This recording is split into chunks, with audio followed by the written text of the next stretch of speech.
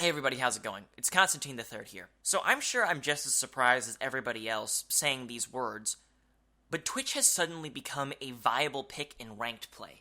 That's right, those words just came out of my mouth. I actually think Twitch is going to be a really strong ADC this patch. Or maybe he has been a really strong ADC, and he's been kind of a sleeper ADC, but no one has really taken note of up until this time. So today I wanted to talk to you guys about why I think Twitch has actually made a comeback, what makes him strong, how you should play him, what supports you should bring with him, and what items to buy on him, in case you wanted to try him out yourself. But before we jump into that, let's talk about the history of Twitch and where he came from and how he got to where he is today.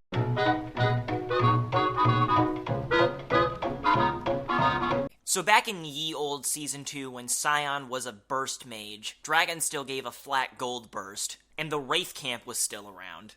Twitch thrived in the sewerous depths of unranked level 13 accounts, where players didn't know what a pink ward was. For anyone new to the game and didn't exactly understand the term of a feast or famine champion, Twitch certainly fit this definition. If you were playing against people who didn't know how to handle Twitch, it wasn't uncommon to get 4 pentakills in one game and go 37-2 as him. When he was ahead, and because his stealth lasted for such an absurdly long time, Twitch could simply roam between lanes, picking off enemies with his kit, and just snowballing the game out of control. Truly, he would get to the point where he could annihilate enemies in 3 shots because he would become so strong. But, of course, with the simple purchase of a pink ward, and due to his absolutely abysmal laning phase, Twitch never saw any appearances in legitimately competitive games. Riot attempted to rework him years later, but even then he still suffered from the same problems despite not having to rely on auto attacks to slow people on his clunky W that he used to have. The shorter stealth time served more as a nerf really than a buff, honestly, and thus he still stayed to where he belonged, the depths of ELO hell. But everything changed when the new Youmuu's Ghostblade found its way into the League of Legends, and Twitch suddenly found his place at the top of the food chain again, this time in a much more competitive environment.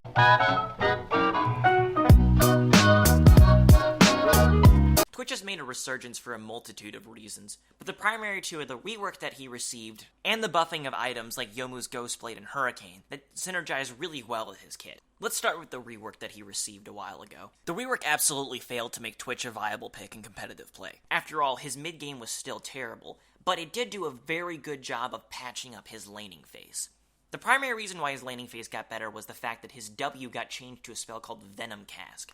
The old W used to be a slow, just like Venom Cask. However, the target had to be already poisoned by his passive in order for it to be activated. That means characters that could trade quickly, like a Lucian, were able to absolutely destroy Twitch without him have any ability whatsoever to trade back. This Venom Cast solved the problem. If Lucian wants to dash in on Twitch and use his Piercing Light spell and walk away, he simply can't do that anymore. A smart Twitch player will let a Lucian dash on him, but then punish him with a Venom Cast and auto-attack him until he's far enough away that a Contaminate can hit him from max range, which will actually result in Twitch winning the trade eventually due to the slow but high ticking damage on his passive. Add in a strong trading support like a Nami to the mix, and Twitch can actually even destroy strong laners in trades now, despite him being a hyper carry in the late game, which is a very important thing to take note of. Furthermore, despite not having a direct escape spell, Twitch's ambush allows him to escape a lot of ganks if he catches them coming early enough, allowing him to stay in the game even if he is behind and getting camped. But the ambush isn't just good for avoiding ganks. Ambush allows Twitch to pull off some really potent ganks. You can even sometimes trick laners into thinking that you've gone back to base on low health, only to surprise them from behind, and due to the ambush factor, no pun intended, and your extra attack speed from the spell, you'll usually be able to pick off a target that you normally wouldn't be able to duel 1v1. Furthermore, you can actually roam as Twitch in the mid-game. After taking the tower, unlike any other clunky ADC that would just come barreling down through wards and river to go gank a mid laner, Twitch can actually sneak up on a mid laner if it doesn't have his side brush pinked, and get off some pretty powerful ganks then. Even in the mid to late game, you can pick off ADCs that are farming side lanes without being seen, just because his stuff lasts long enough for you to make a reasonable distance without being seen by green wards. The massive attack speed bonus from ambush sometimes means you don't even need to sneak up on opponents to make it effective. Before a teamfight, if you can enter stealth, activate Youmuu's Ghostblade in your ult, and suddenly jump on enemies that have recently been engaged on a tank that they thought was simply missing his ADC, then you can absolutely wipe the floor with enemies. If you watch me teamfight, this is usually how I like to start my teamfights. And even if I have a diver on me, I'm still able to effectively kite them due to the movement speed of Youmuu's Ghostblade.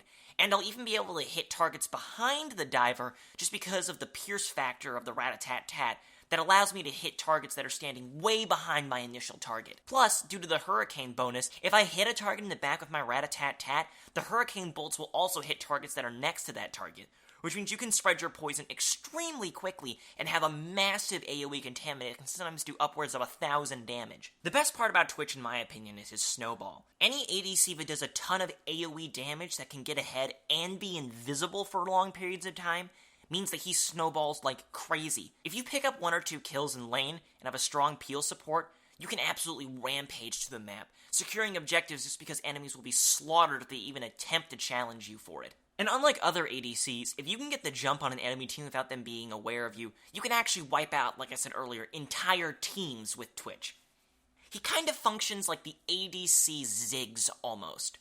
Except for the fact that he's much more stealthy, and it's a lot more likely that you can pull off your AoE combo, simply because, 1, it's a lot easier to aim it since he's not using skill shots, and 2, the hurricane and the piercing bolt width on your rat-a-tat-tat is extremely generous. Add an appeal support to the mix, and you've got yourself a really potent hypercarry ADC in the late game. Ahead or not, which is the best part. Even if Twitch isn't snowballing, 1 or 2 items can mean that a Twitch can do some serious damage to the enemy team if he's left unchecked. Meaning that if the enemy team is focusing your fed character, maybe your Syndra mid or something, you can still put a pretty decent damper on the enemy team. But why all of a sudden has Twitch come back into play? We talked about why he wasn't so good earlier, so why is he so good now? Well, like I touched on earlier, the new Youmuu's is extremely powerful on him. Twitch's primary issue after the rework was not his laning phase, but his mid-game. He required 3 items, typically something like a Phantom Dancer, Infinity Edge, Bloodthirster combo, to actually do a lot of damage. But when there was a massive overhaul to ADC items, Hurricane got buffed, which meant that it was actually viable to build it on Twitch, meaning that he's able to spread his poison more effectively, meaning that you can get off those massive contaminates I talked about earlier. But that's not all. Also, the Youmuu's Ghostblade got buffed in the sense that it's a much more core item for a lot of ADCs. The flat armor penetration on Youmuu's means you can rip apart squishies that don't have a lot of armor to begin with, and you can do it from a safe distance with your ultimate. Not only that, Youmuu's gives you a significant amount of AD, meaning that your Contaminate does a lot of damage, but it also gives you an attack speed boost, effectively allowing you to cheat out extra stats for a lower cost, meaning that you can almost act as if, or pretend, really, that you're a more late-game Twitch than you actually are when you activate this thing. So if you play it right and you activate your Youmuu's ult combo at the right time, you can pretty much have a huge power advantage on enemies that they simply won't be expecting. It's absolutely ludicrous how strong you can be with this combo, considering how much gold you actually have on your champion, which means that he's a really potent mid-game character too. So due to all the item reworks and the way Twitch's kit functions, he's actually a relatively strong character at pretty much any point in the game, regardless of how ahead or behind he is. Twitch's weakest period is definitely in the early game and mid game when he doesn't have his Youmuu's, but in the late game he's an absolute monster, meaning that even if you aren't able to secure a mid game win, just wait for a big teamfight where the enemies line up perfectly and you can secure a win that way. Twitch is also a really solid answer to the tank meta. Remember that Spray and Pray can actually hit targets that are behind the initial target. Who stands behind the initial target?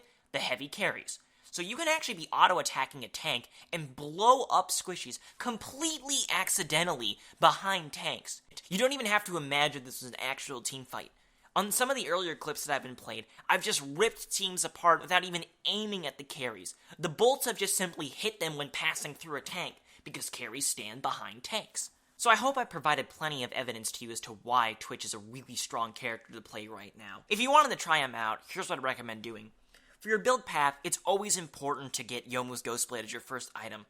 Get the armor penetration dagger first, that's going to give you the most damage in lane, and try to get your Youmuu's as soon as possible. After Youmuu's, it's pretty much imperative that you pick up a Hurricane, so you can have a massive Contaminate in these mid-game teamfights that can suddenly swing the game in your favor. After you finish Hurricane, though, you have to be more adaptable with your build. Consider picking up a QSS if you're struggling against hard CC, a Hex Drinker if there's a heavy AP assassin on the enemy team such as Fizz, or Last Whisper if you're really struggling to break through high armor tanks. But after your core, it's pretty much a standard ADC build, so not too much to worry there. If you play ADC, you'll know what to do from here. For supports, the 3 that I'd recommend are Braum, Nami, and Janna. Janen's a really strong support because Twitch needs peel in late game teamfights in order for him to do his full amount of damage, and Janna is the queen of peeling.